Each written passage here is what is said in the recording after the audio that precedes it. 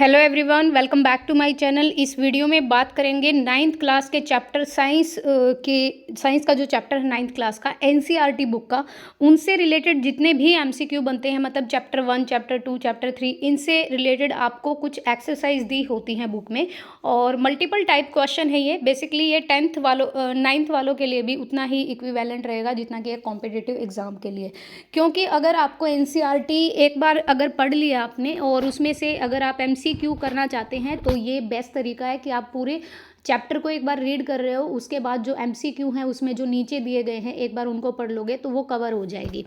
ये ना केवल भाई सिर्फ क्योंकि ये है चंडीगढ़ वाला जो पेपर होना है पीआरटी टीचर का, उसमें साइंस आएगी 15 नंबर की, ठीक है, और एसएसटी भी आएगी शायद 10 या 15 नंबर की है, इसमें से एक बार चेक कर लेना। और उसमें स्पेशली आपका 9th और 10th की साइंस तो बहुत मतलब ज़्यादा पूछी जाएगी। 6, 7, 8 की भी पूछी जाएगी, ऐसा नहीं है, लेकिन 9, 10 से ज़्यादा क्वेश्चन होंगे। ऐसे ही आपका एसएसटी का रहेगा रेशो 15 नंबर की या 10 नंबर की कुछ एसएसटी है, अभी मेरे को ध्यान नहीं है, लेकिन मैंने सिलेबस एक बार रीड किया था उसका, ठीक है। तो चलिए स्टार्ट करते हैं। इवन जितने भी एग्जाम है जीके हर एग्जाम में आती है, तो साइंस के ये क्वेश्चन चैप्टर वाइज आपको एमसीक्यू कराए जाएंगे। विच one of the following sets of phenomena would increase on raising the temperature? इनमें से कौन सा ऐसा फिनोमिना है या कौन सा ऐसा प्रोसेस है जिसके द्वारा टेम्परेचर को रेज किया जाता है या रेज हो जाता है, बढ़ जाता है? तो देखो आपके सामने ये ऑप्शंस हैं: diffusion, evaporation, compression of gas, evaporation, compression of gas या solubility, evaporation, diffusion, expansion of gases या evaporation, solubility, diffusion, compression of gases. Similar है तीनों में, कहीं ना कहीं वही घूम रहे हैं, लेकिन आपका जो एक्सप्लेनेशन देखो यहाँ पर ऑप्शन नंबर सी बिल्कुल सही है। इवेपोरेशन होगा, उसके बाद डिफ्यूजन होगा, उसके बाद एक्सपेंशन ऑफ गैसेस रहेगा। एक्सप्लेनेशन दी हुई है, इवेपोरेशन हैपन्स, आपको सारी ये टर्म्स पता होनी चाहिए। इवेपोरेशन क्या होता है, ट्रांसमिशन क्या होता है, कंप्रेशन ऑफ गैस क्या होता है, डिफ्यूजन क्या होता है, वो जब आप चैप्टर रीड करेंगे तो उसमें बहुत अच्छे से दिया हुआ है। अगर हिंदी में कर रहे हैं तो वो भी ठीक है, लेकिन साइंस में कुछ टर्म्स ऐसी होती हैं जो कि हिंदी में कंफ्यूज कर देती हैं, तो मैं यहाँ पे साथ के साथ बताते चलूँगी। Evaporation happen because of conversation of liquid into gas and this happen because of absorption of temperature by the liquid. अगर मान लो कि लिक्विड का ट्रांसफॉर्मेशन हो रहा है गैस में, ऑब्वियसली अगर गर्म हुआ पानी है तो वो भाप बनकर ऊपर उड़ जाता है, और ये होता है because of absorption of temperature. देखो अगर आप गर्मियों में गर्म पानी रख रहे हो तो वो बहुत लेट ठंडा होता है, लेकिन सर्दियों में रख रहे हो तो वो जल्दी ठंडा हो जाता है, because of the absorption of temperature. Hence rise in temperature increase the rate of evaporation, कि आपका इवेपोरेशन का रेट कितना है, ज़्यादा इवेपोरेशन हो रहा है, जल्दी हो रहा है या कम हो रहा है। Rise in temperature increase the kinetic energy को बढ़ा देता है पार्टिकल्स की, जो हमारा टेम्परेचर है वो क्या करता है, पार्टिकल्स की काइनेटिक एनर्जी को बढ़ा देता है। काइनेटिक एनर्जी का फॉर्मूला आपको पता होगा, 1/2 हाफ mv² बोला जाता है, 1/2 mv²। और यहाँ पर गैसेस एक्सपैंड होंगी, rise in temperature increase kinetic energy of particle, also increase the diffusion, ये डिफ्यूजन की रेट को भी बढ़ा देगा। सबसे पहले आपका इवेपोरेशन होगा, फिर डिफ्यूजन होगा, और फिर आपका एक्सपेंशन हो जाएगा, गैसेस का बढ़ाव हो जाएगा। नेक्स्ट क्वेश्चन है यहाँ पे, सीमा visited a natural gas compression unit and found that gas can be liquefied under specific condition of temperature and pressure। सीमा ये एक्टिविटी है, मतलब एक्टिविटी साथ में दी होती है एनसीईआरटी में, आप सभी को पता है। एक नेचुरल गैस कंप्रेशन यूनिट में गई है, उसने देखा कि गैस कैन बी लिक्विफाइड किया जा रहा है गैस को अंडर द स्पेसिफिक कुछ कंडीशंस हैं टेम्परेचर और प्रेशर की, उसके दौरान। While sharing her experience with friends she got confuse, जब वो शेयर कर रही है इस चीज़ को तो वो कन्फ्यूज हो गई है, तो उसको आइडेंटिफाई करना है कि करेक्ट सेट ऑफ कंडीशंस क्या होती हैं। सबसे पहले क्या लगाया जाएगा, इसमें भी ऑप्शन सी बिल्कुल सही रहेगा। पहले लो टेम्परेचर और फिर हाई टेम्परेचर। लो टेम्परेचर जो होता है वो काइनेटिक एनर्जी के पार्टिकल्स की काइनेटिक एनर्जी पार्टिकल्स की क्या कर देता है, रिड्यूस कर देता है। मतलब जो हमारे पार्टिकल्स होते हैं उनकी अगर काइनेटिक एनर्जी रिड्यूस होती है तो वो लो टेम्परेचर के कारण। हाई प्रेशर रिड्यूस क्या करता है, इंटरमोलिकुलर स्पेस को रिड्यूस कर देता है। Both the condition help in turning gas into liquid. अगर आपको गैस से लिक्विड में लेके आना है पदार्थ तो वो कंडेंसेशन की प्रोसेस से होता है, लेकिन इसमें नहीं पूछा है, इसमें यही पूछा है। तो ये काइनेटिक एनर्जी जो होती है पार्टिकल्स की उसको रिड्यूस कर देता है, है लो टेम्परेचर, और फिर जब हाई टेम्परेचर उस पर दिया जाता है तो वो इंटरमोलिक्यूल के स्पेस को क्या कर देता है, कम कर देता है। ठीक है जी, तो यहाँ पर क्या होगा, ऑप्शन नंबर सी बिल्कुल सही रहेगा। नेक्स्ट क्वेश्चन है, the property of flow is unique to fluids, which one of the following statement is correct. इसमें फॉलोइंग स्टेटमेंट दी हुई है, कौन सी करेक्ट है, तो गैसेस और जो लिक्विड है वो बिहेव करते हैं हमारे फ्लूइड्स की तरह। फ्लूइड्स का मतलब ही क्या होता है, तरल पदार्थ। ठीक है, इन गैसेज एंड लिक्विड, गैस और लिक्विड फॉर्म में space between molecule is enough which facility the flow of this matter. क्या बोला है कि अगर सॉलिड सब्सटेंस है और ये लिक्विड है और ये गैशियस फॉर्म में है, गैशियस फॉर्म में ये लिक्विड है लेकिन ये सॉलिड है। आप सभी को 6th क्लास से पढ़ते आए हैं, सॉलिड में जो पार्टिकल्स होते हैं वो हाईली बाउंड होते हैं। हाईली बाउंड मतलब एक दूसरे से बिल्कुल सटे हुए, बंधे हुए होते हैं, उनमें मूवमेंट इतनी नहीं हो पाती। लिक्विड में हो पाती है और एनफ होता है स्पेस, मतलब जो पानी हो गया या लिक्विड हमारा दूध हो गया, लिक्विड की जितनी भी चीज़ें होती हैं उसमें मॉलिक्यूल जो होते हैं, पार्टिकल्स जो होते हैं वो क्या कर सकते हैं, इजीली मूवमेंट कर सकते हैं। गैशियस फॉर्म में तो ऑब्वियसली एनफ स्पेस होता है और फ्री होता है, गैशियस में आपका लिक्विड से भी ज़्यादा होता है। नेक्स्ट क्वेश्चन है हमारा, during summer water kept in the earthen pot becomes cool because of the phenomena. ठीक है, अगर आपने गर्मियों के सीजन में पानी को आपने रखा है पोट में, मटका मिट्टी का, तो वो ठंडा हो जाता है। उसमें क्या फिनोमिना काम करता है, उसमें फिनोमिना काम करता है हमारा इवेपोरेशन का।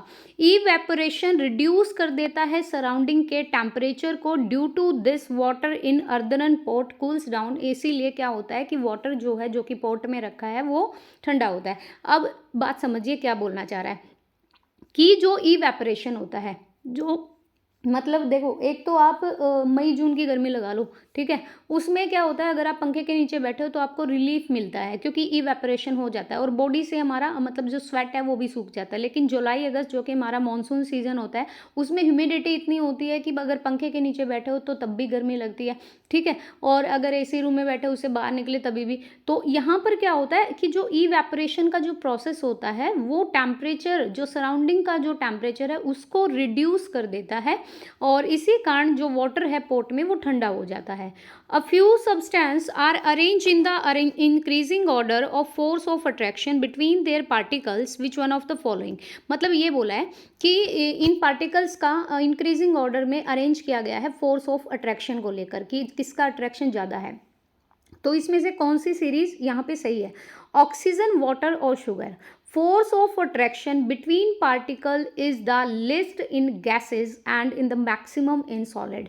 जब सॉलिड चीज़ में जो पार्टिकल्स होते हैं वो एक दूसरे से बिल्कुल हाईली बॉन्ड होते हैं और अट्रैक्शन क्या होता है यहाँ पे बहुत ज़्यादा होता है। ठीक है, वो अपने आप को मूवमेंट के लिए बहुत ज़्यादा फोर्स ऑफ अट्रैक्शन लगाते हैं। लेकिन गैसेस में इनफ स्पेस होता है, पार्टिकल्स इजीली मूव कर सकते हैं। तो देखो यहाँ पर गैशियस में लिस्ट होता है फोर्स ऑफ अट्रैक्शन, जबकि मैक्सिमम होता है आपका सॉलिड में। तो ध्यान रखिएगा, ऑक्सीजन, वाटर एंड शुगर ये इंक्रीजिंग ऑर्डर में है फोर्स ऑफ अट्रैक्शन के। ठीक है, मतलब ये देखो मैं समझा देती हूँ। ऑक्सीजन जो होती है वो गैशियस फॉर्म में होती है और हमने पढ़ा कि गैस में लिस्ट होता है फोर्स ऑफ अट्रैक्शन। इससे ज़्यादा जो लिक्विड में होगा, वाटर में भी पार्टिकल मूवमेंट कर लेते हैं, लेकिन अगर थोड़ा थिकी है तो उसमें थोड़ा प्रॉब्लम होगी। और वाटर से जो ज़्यादा होगा वो शुगर एक हमारा सॉलिड सब्सटेंस है, दाने दाने होते हैं शुगर के। तो उसमें ठोस में जो मूवमेंट होगी पार्टिकल्स की वो क्या होगी, फोर्स ऑफ अट्रैक्शन ज़्यादा होगा और मूवमेंट कम होगी। आई होप सो समझ आ गया होगा। नेक्स्ट क्वेश्चन करते हैं, on converting 25 degree Celsius, 38 degree Celsius and 66 degree Celsius to kelvin scale, the correct sequence of the temperature will be. आपको ये फॉर्मूला आना चाहिए कि सेल्सियस से केल्विन में कैसे कन्वर्ट करते हैं। यहाँ पे देखो दिया भी हुआ है, तो ऑप्शन नंबर ए बिल्कुल सही है। 298 केल्विन, 311 केल्विन एंड 339 केल्विन। ठीक है, तो यहाँ पे पहले तो ऊपर आपको जो डिजिट दिए हुए हैं उनको देखो, 25 डिग्री सेल्सियस, 38 एंड 66 ये केल्विन स्केल पे है। तो 25 को आपकी जो केल्विन की वैल्यू होती है 273, उसमें ऐड करके आप केल्विन लिख सकते हैं। फिर 38 में 273 आप ऐड करके यहाँ पे केल्विन में आएगा टेम्परेचर, और फिर 66 का। ये इजी सा पैटर्न, लेकिन इसका फॉर्मूला होता है 10th क्लास में आपको फॉर्मूला देखने को मिलेगा भी। नेक्स्ट आगे चलते हैं, choose the correct statement of the following. सबसे पहली स्टेटमेंट है, conversion of the solid into vapour without passing through the liquid state is called the vaporisation. Conversion of vapour into solid without passing through the liquid state is called the sublimation. या फिर conversion of vapour into solid without passing through the liquid state is freezing. और conversion of solid into liquid is called the sublimation. आप सभी को पता है ये कुछ यूनिट्स होती है। कंडेंसेशन को संघनन बोला जाता है, सब्लिमेशन को ऊर्ध्वपतन ऐसा कुछ बोला जाता है, ऊर्ध्वपातन। तो आप यहाँ पे जो करेक्ट स्टेटमेंट है वो ये है, कन्वर्जन होना, वेपर, कन्वर्जन ऑफ वेपर, जो वेपर्स है वाष्पीकरण की जो बूंदे हैं, इनटू सॉलिड में चेंज होना without passing through the liquid state. मतलब सॉलिड से सीधा गैशियस फॉर्म में आ जाएगा, ये लिक्विड नहीं आएगा, लिक्विड नहीं आएगा इसमें।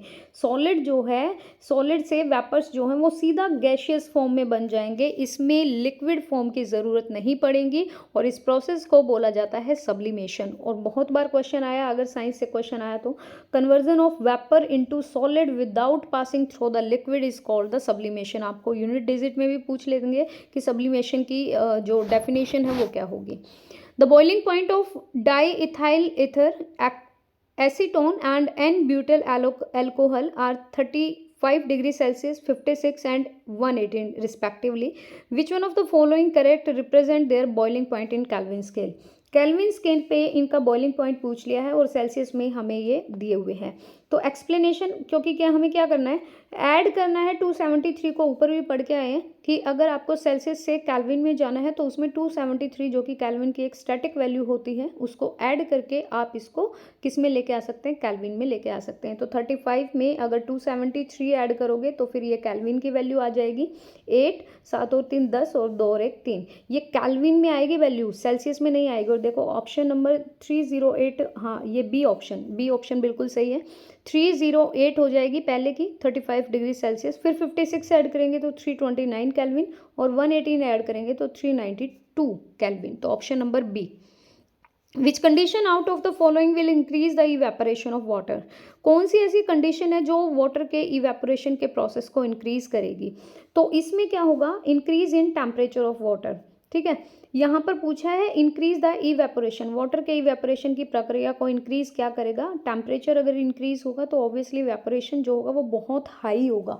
ठीक है, वो अलग चीज़ थी जो मैंने बताया था कि पानी को अगर ठंडे वातावरण में रखेंगे तो ऑब्वियसली वो एनवायरनमेंट के साथ प्रक्रिया करेगा और ठंडा हो जाएगा।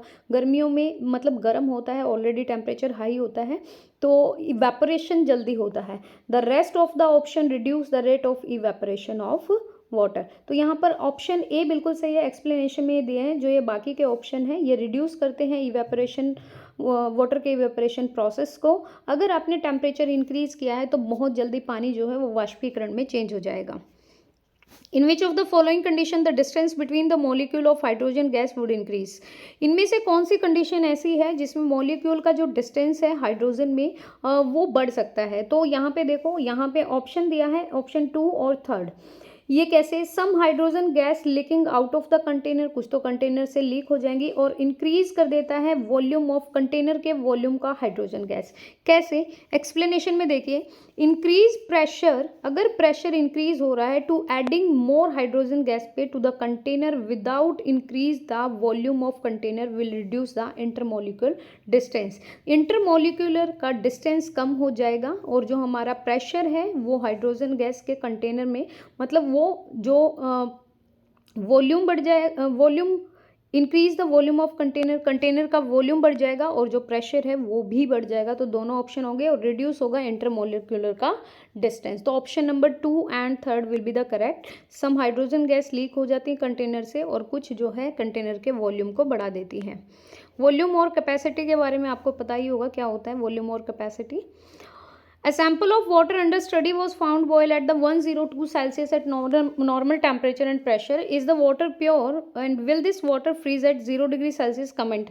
मतलब क्या बोला है, अगर आप एक सैंपल ले रहे हो वाटर का और आपने देखा कि 102 डिग्री सेल्सियस पर जो हमारा वाटर है बॉयल हुआ जा रहा है नॉर्मल टेम्परेचर और प्रेशर में, क्या ये प्योर वाटर है और क्या ये 0 डिग्री सेल्सियस पर फ्रीज हो सकता है? तो the boiling point of water is 100 degree Celsius. You know very well and remember it very well कि हमारा जो प्योर वाटर है वो 100 डिग्री सेल्सियस पर क्या होना शुरू हो जाता है, बॉयल।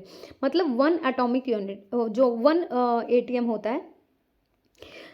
कॉन्सिक्वेंटली प्योर वाटर जो है वो फ्रिज हो जाता है। प्योर वाटर की बात हो रही है, डिस्टिल्ड वाटर की, 0 डिग्री सेल्सियस पर। So the sample of water which boil and 102 degree Celsius at normal temperature is pressure is not pure. अगर प्योर वाटर होता तो 100 डिग्री सेल्सियस पर उबलना शुरू हो जाता। ये 102 डिग्री सेल्सियस दिया है तो मतलब यहाँ पे क्या है, वो प्योर वाटर नहीं है एंड ये फ्रिज होगा 0 डिग्री सेल्सियस से भी नीचे टेम्परेचर पर, माइनस में टेम्परेचर जाएगा। अगर प्योर वाटर है तो 100 डिग्री सेल्सियस पर बॉइलिंग और 0 डिग्री सेल्सियस पर फ्रीजिंग।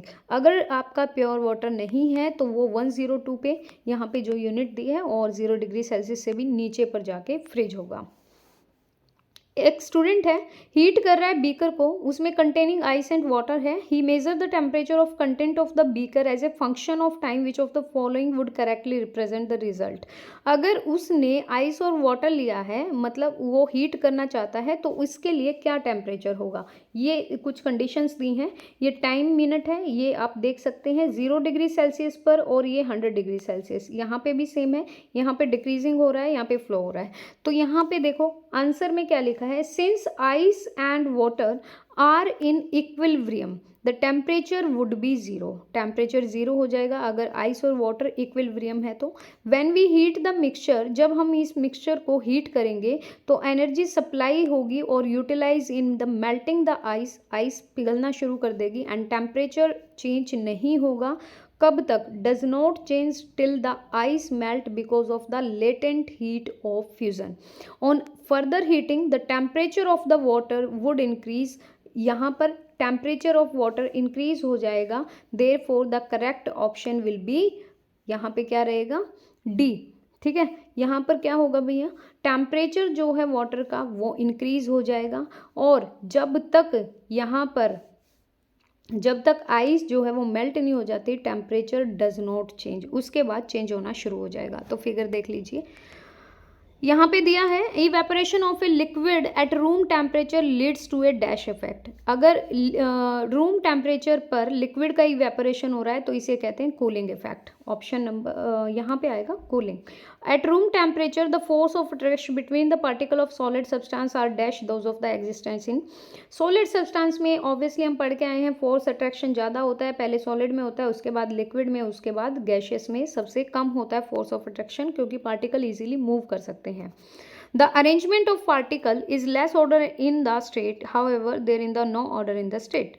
यहाँ पर बोला है the arrangement of particle, particle का arrangement less order होता है लिक्विड में however इसीलिए there is no order in the gaseous state में तो बिल्कुल नहीं होगा, क्योंकि अगर लिक्विड में ही less है तो gaseous में नहीं कर पाएंगे। Dash is the change of gaseous state directly to solid state without going to the, अभी पढ़ गया है कि सॉलिड लिक्विड फॉर्म में जाए बिना सीधा गैशियस में चला जाता है, इसको कहते हैं सब्लिमेशन। इस प्रोसेस को सब्लिमेशन कहते हैं, और यहाँ पे आएगा आपका लिक्विड स्टेट। मतलब सब्लिमेशन एक ऐसा प्रोसेस है जिसमें चेंज होता है गैशियस का डायरेक्टली सॉलिड स्टेट में without going through the liquid state. The phenomena of change of a liquid into the gaseous, अब लिक्विड से गैशियस में जा रहा है at any temperature below it's boiling point is called. तो किसी भी टेम्परेचर पर इसके बिना बॉइलिंग पॉइंट के अगर सीधा लिक्विड से गैशियस फॉर्म में जा रहा है तो वो हमारी नेचुरल प्रोसेस इवेपोरेशन के कारण होता है। नेक्स्ट है यहाँ पे प्रेशर को बताओ भैया, ये है क्या, पूछा क्या गया है, मैच करना है फिजिकल क्वांटिटीज़ को ऐसा यूनिट से। ठीक है, प्रेशर की जो यूनिट होती है वो होती है आपकी, दाब को पास्कल में मापा जाता है। टेम्परेचर की जो यूनिट होती है वो हमारी टेम्परेचर की यूनिट होगी हमारी केल्विन में, यहाँ पे 2 आएगा। प्रेशर की, दाब की होगी हमारी पास्कल, टेम्परेचर की होगी केल्विन। केल्विन होती है एसआई यूनिट, टेम्परेचर की सेल्सियस मत लगा के आ जाना, देखो ऊपर भी दिया हुआ है कि एसआई यूनिट। ठीक है, तो टेम्परेचर की एसआई यूनिट होगी हमारी केल्विन। फिर आपका है डेंसिटी, डेंसिटी जो है वो यहाँ पर किलोग्राम पर क्यूबिक मीटर में होता है। फिर है आपका मास, मास को किलोग्राम में मापते हैं एसआई यूनिट में, सीजीएस में इसकी ग्राम होती है। वॉल्यूम को हम क्यूबिक मीटर में मापते हैं। तो सारे एक बार स्क्रीनशॉट ले लीजिएगा विद आंसर ताकि आपको याद रहे। नेक्स्ट में भी मिलान करना है एसआई यूनिट से, तो एसआई यूनिट है डिग्री सेल्सियस को हम डिग्री सेल्सियस ऑब्वियसली केल्विन से रिलेटेड है, सेंटीमीटर हमारा मीटर से रिलेटेड है। और अच्छा ये नॉन एसआई और एसआई यूनिट है, ठीक है। एक तरफ एसआई यूनिट है, इस तरफ एसआई यूनिट है हमारी, और इस तरफ नॉन एसआई यूनिट है। सीजीएस भी तो यूनिट होती है, जो अमेरिका वाले होते हैं, यूएसए वाले, वो सीजीएस यूनिट को फॉलो करते हैं, और एसआई को स्टैंडर्ड यूनिट माना गया है, इंडिया एसआई को करती है। आगे चलते हैं, ये मैं बता चुकी हूँ आपको, नहीं बताया, एक सेकेंड। डिग्री सेल्सियस हमारा होगा केल्विन में, सेंटीमीटर के लिए हमारी होगी मीटर, ग्राम पर सेंटीमीटर क्यूब के लिए हमारी होगी किलोग्राम पर मीटर क्यूब, बार के लिए हमारी होगी पास्कल, और किलोग्राम और मिलीग्राम के लिए हमारी होगी किलोग्राम, ठीक है। तो याद रखिएगा ये ऐसे यूनिट्स हैं। Osmosis is a special kind of diffusion, ये बताना है। यस, ऑस्मोसिस एक स्पेशल काइंड होता है डिफ्यूज़न का। In both the phenomena there is movement of particle from region to higher concentration to the lower concentration. However, in case of osmosis, movement of solvent through a semi-permeable membrane which is permeable only to the water molecule. आपको सिर्फ इतना याद रखना है, osmosis एक diffusion का special kind होता है, और ये lower higher concentration to lower concentration इसमें होता है मूवमेंट ऑफ पार्टिकल्स, ठीक है। पार्टिकल का मूवमेंट क्या होता है, हायर से लोअर कॉन्सेंट्रेशन में होता है। नेक्स्ट बताना है, classify the following into osmosis. अब यहाँ से समझना, swelling of a raisin on keeping in water, osmosis, spreading of virus on sneezing, या earthworm dying on the coming in the contact with common salt, या फिर shrinking of grapes kept in thick sugar syrup, या preserving pickle in salt, ठीक है। ये सारे diffusion के हैं, सारे डिफ्यूज़न के हैं ना। हाँ देखो, ऑस्मोसिस क्या होता है, swelling of a region on keeping in water, ये ऑस्मोसिस है। मैं आपको बताती हूँ ऑस्मोसिस होता क्या है। अलग अलग कॉन्सेंट्रेशन वाले कोई भी घोल जो होते हैं, सॉल्यूशन जो होते हैं, उनके बीच में होने वाली जो क्रिया होती है ना, अगर आप साइंस में भी उठा के देखोगे, ये थोड़ी साइंटिफिक वर्ड्स हो जाते हैं, कि अगर ऑस्मोसिस दो अलग अलग सांद्रता कॉन्सेंट्रेशन वाले घोल जो होते हैं, सॉल्यूशन जो होते हैं, उनके बीच में होने वाला एक स्पेशल काइंड है, एक विशेष प्रकार की प्रक्रिया है, जो किसके द्वारा होगी, हमारी अर्धपारगम्य सेमी प्रिएबल के द्वारा। ऊपर दिया हुआ था सेमी प्रिएबल मेम्ब्रेन, अर्धपारगम्य झिल्ली के द्वारा होती है। तो हाँ, ये ऑस्मोसिस है। Spreading of virus on sneezing, छींक दिया है कहीं पे और वहाँ पे वायरस फैल गया, ये डिफ्यूज़न है। Earthworm dying on coming in contact with common salt, earthworm अगर कॉमन सॉल्ट के कांटेक्ट में आ गया तो वो मरने की स्थिति पे आ जाता है, ये भी ऑस्मोसिस है। श्रिंकिंग ऑफ ग्रेप्स, अंगूरों का सिकुड़ जाना, अगर आप शुगर के सिरप में डाल रहे हो तो ये भी ऑस्मोसिस है।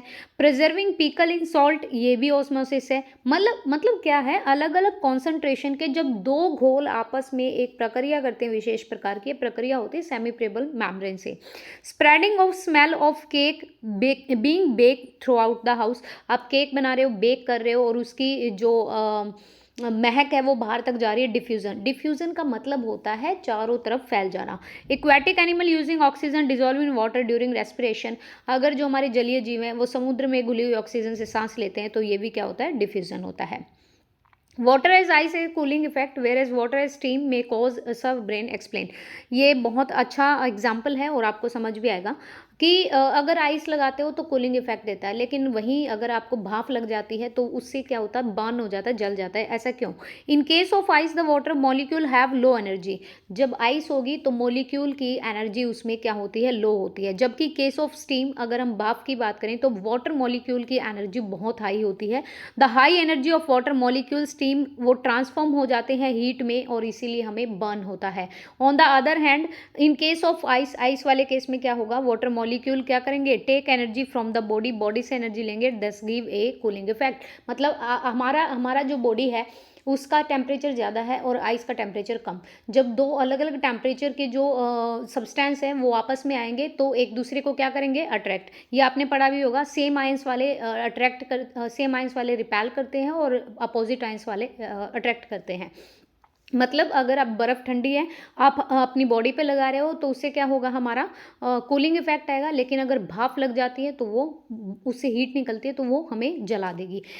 Alka was making a tea in a kettle. Suddenly, she felt intense heat and the puff of steam gushing out of the spout of the kettle. She wondered whether the temperature of the steam was higher than the water boiling in the kettle. Comment: भाप का temperature ज़्यादा होता है उबले हुए पानी से. The temperature of both boiling water and the steam पे भी 100 डिग्री सेल्सियस पर होता है टेम्परेचर, और बॉइलिंग पॉइंट पे भी 100 डिग्री सेल्सियस में. देखो सेम दे रखा है तो ध्यान रखिएगा. बट स्टीम में ज़्यादा एनर्जी होती है. क्यों? क्योंकि वहाँ पर लेटेंट जो हीट होती है वेपराइजेशन की वो बहुत ज़्यादा होती है. ये बिल्कुल ध्यान रखना कि स्टीम का टेम्परेचर 100 डिग्री सेल्सियस और आपका boiling point of the water is also the 100 degree Celsius, but latent heat of evaporation in the steam very high and in the boiling point is high but not as compared to steam. ये रहने दो, आगे चलते हैं. अच्छा, ये बता देती हूँ. द रेट ऑफ इवेपोरेशन वाष्पीकरण का जो रेट है इंक्रीज होता है with N increase of surface area के अकॉर्डिंग, बिकॉज इवेपोरेशन एक सरफेस फिनोमिना है. Also with the increase in air speed and the particle of water vapour move कर जाते हैं एयर में, which will increase the rate of evaporation, और evaporation को बढ़ा देते हैं. क्या बोलना चाह रहा है मैं बता रही हूँ. एक तो ग्लास में गर्म पानी डाल लो, वहाँ का स्पेस होगा कम, ग्लास का कन्फाइंड होगा, बंद होगा. एक आप कटोरे या कटोरी में डालो, कटोरे वाला पानी जल्दी ठंडा होगा बजाय उसके ग्लास वाले पानी के, क्योंकि जितना स्पेस होगा उतना इवेपोरेशन क्या होगा, जल्दी होगा और ज़्यादा होगा और ठंडा होगा. नेक्स्ट है conversion of solid to vapour is called the sublimation. हमें पता है कि सॉलिड से सीधा वेपर में बदल जाना without go to the liquid form is called the sublimation. Name the term use to denote the conversion. अच्छा, ये पूछ रहा है इस टर्म को सब्लिमेशन कहते हैं. Conversion of solid state to liquid state is called the fusion. Solid से लिक्विड में लेके आए, ये फ्यूजन होता है. What is meant by the latent heat of fusion, इसका मीनिंग क्या है?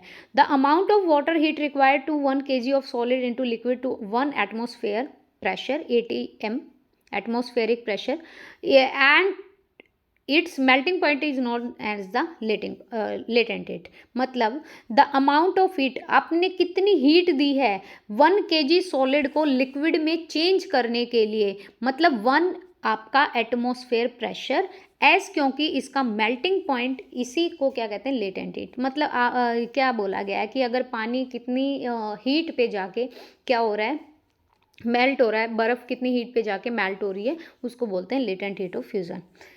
अच्छा, ये लॉन्ग क्वेश्चन है तो ये आप कर भी लेना एक बार. और जो जो मेन पॉइंट है, जैसे naphthalene is insoluble in water but soluble in either and organic solvent. It is volatile eight room temperature पर, वॉलेटाइल होता है. अमोनियम क्लोराइड सॉल्युबल होता है वाटर में और वॉलेटाइल होता है हाइयर टेम्परेचर, और ये नैप्थलीन हमारा रूम टेम्परेचर पर होता है. और एक बात याद रखनी है, वाटर में कुछ सॉल्युबल सब्सटेंस होते हैं, कुछ इनसॉल्युबल होते हैं. जैसे अगर आप शुगर और नमक को डालोगे तो सॉल्युबल हो जाएगा, लेकिन रेत को मिलाओगे तो नहीं, वो नीचे जाके जम जाएगा, इनसॉल्युबल होता है. ऐसे ही तेल होता है, वो ऊपर रहता है तो इनसॉल्युबल होता है.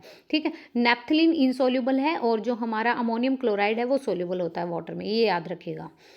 नेक्स्ट है हमारा, it is hot summer day and Priyanshi and Lee are wearing cotton and nylon cloth respectively. Why do you think would be more comfortable? Cotton cloth obviously comfortable होंगे, नाइलॉन एक आर्टिफिशियल फाइबर है और cotton हमारा एक natural fibre है. तो cotton being a better absorber of water, सूती कपड़े को पानी में भिगोना पूरा अपने अंदर सोख लेगा.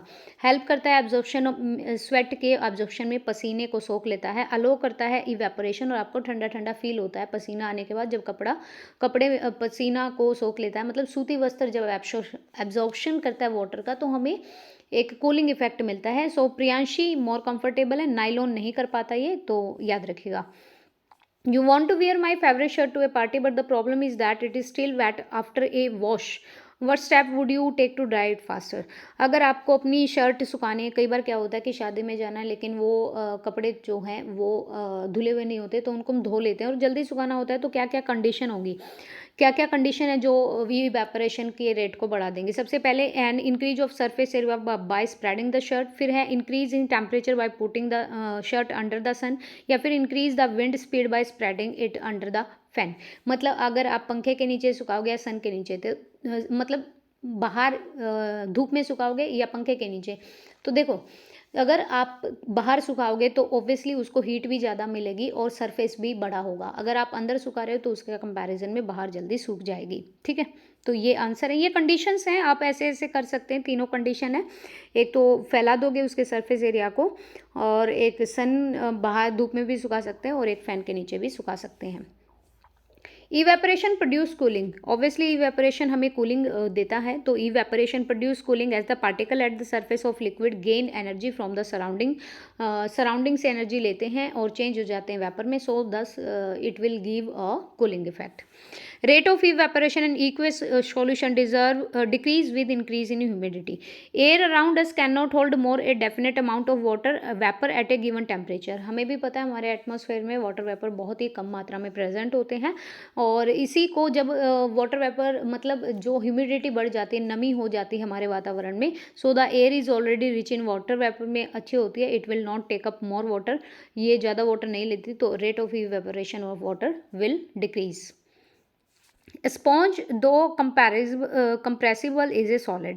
A sponge has minute holes in which air is trapped, and also the material is not rigid. When we press it, the air is expelled out, and we are able to compress it.